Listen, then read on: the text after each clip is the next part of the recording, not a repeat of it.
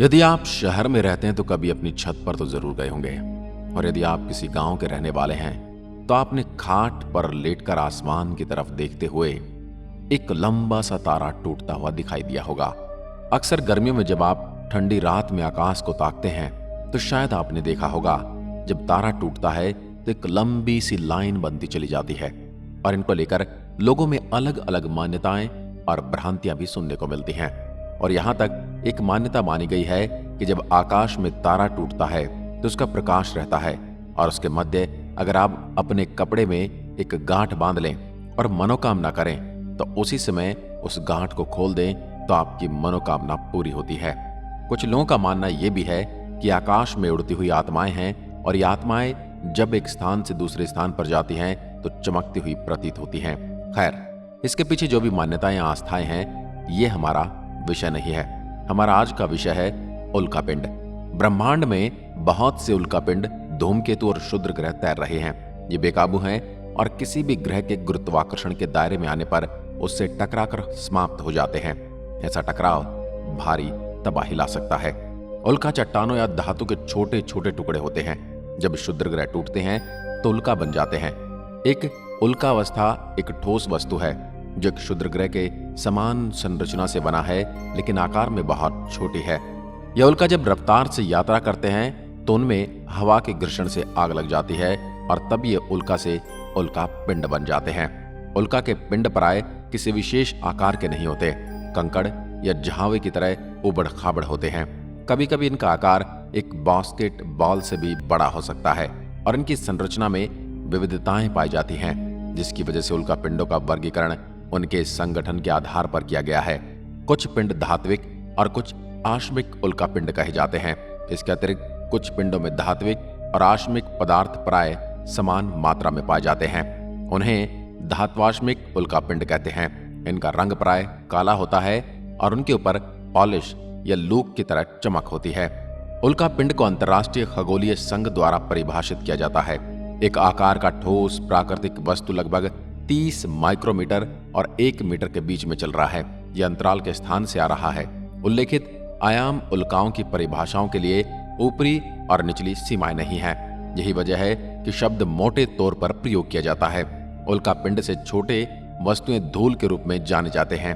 अधिकांश उल्का पिंड क्षुद्र ग्रहों से आते हैं, लेकिन कुछ अन्य आसपास के शरीरों से भी आ सकते हैं, जैसे चंद्रमा। यह नाम ग्रीक उल्काद से आता है, जिसका अर्थ है हवा में ऊंचा। उल्का पिंड को 2 समूह में वर्गीकृत किया गया है। इनकी रचना के आधार पर लोहे या पत्थर के धातुमय पिंडों की परीक्षा करने से उनमें विशेष अंश लोहे के मिलते हैं, जिसमें निकल भी मिला रहता है। कभी कभी थोड़ा तांबा और रांगा भी मिलता है। इनके अतिरिक्त सोना, चांदी आदि बहुमूल्य धातुएं कभी नहीं पाई जाती। पाषाणमय पिंड यदि चट्टान के समान होते हैं, तथापि उनमें भी प्राय लोहे के बहुत महीन कण मिलते हैं। यद्यपि किसी में उज्जन या उदजन यानी हाइड्रोजन और ऑक्सीजन के साथ मिला हुआ कार्बन भी पाया जाता है, और सावयव द्रव्य जैसे जीव और वनस्पति के नाश से उत्पन्न कार्बन से कुछ मिलता है।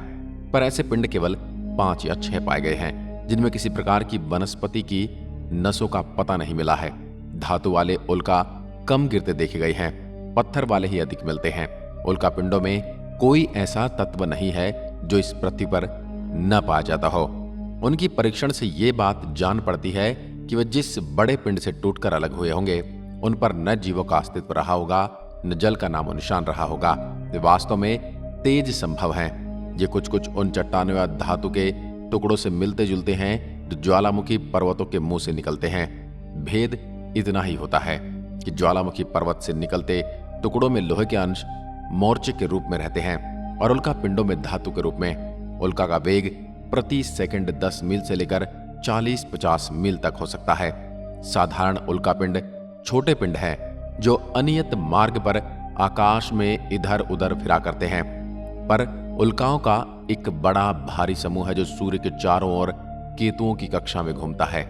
उल्का खंड जब पृथ्वी के वायुमंडल के भीतर आते हैं, तब वायु की रगड़ से या घर्षण से वे जलने लगते हैं और उनमें चमक आने लगती है।